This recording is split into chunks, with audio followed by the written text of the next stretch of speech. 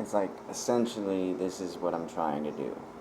I'm trying to do something called like an occupancy tax, but it's not a return tax. And so what I'm doing is charging like $1 to $20 each week per person here, occupancy. And what I'm going to do is I'm going to use that money to build infrastructure. Like, you know how we have pile-ups on the freeway where there's these traffic areas? If you build bridges, like a parking garage, where you have a road that can go over the top of the accident areas or the prone areas for it getting, packed up. But when we spend that money to rebuild these roads this way, you can add housing units to it. You already have a power hookup and you change the light bulb so that you can save on the energy and recycle some parts of it.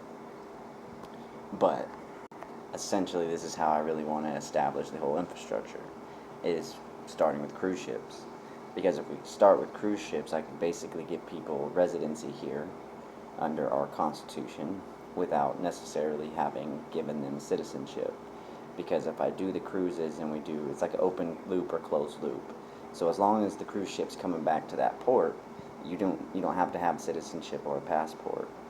So when it comes down to the whole residency factor, I can kind of get that established. I understand that there's problematic areas in it, but we're going to make this work, and we're going to get rid of those problematic areas. We're not going to get rid of the system just because of a problematic area. We're going to fix the engine. You don't just get rid of it type situation.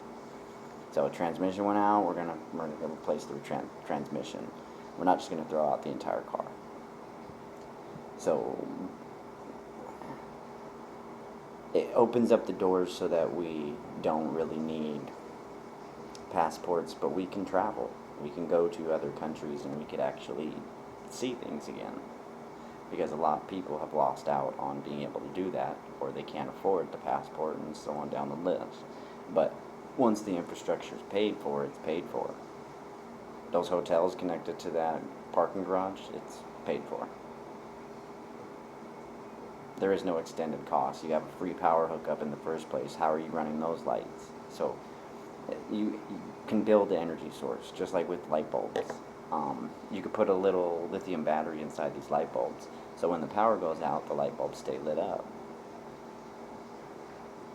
And what you do is you make them disposable. The lights are disposable, but the batteries reusable. So when you recycle them, the extended cost of the light bulbs there on out is going to be cheaper because you're using recycled materials as the battery, which means you're only paying for the light.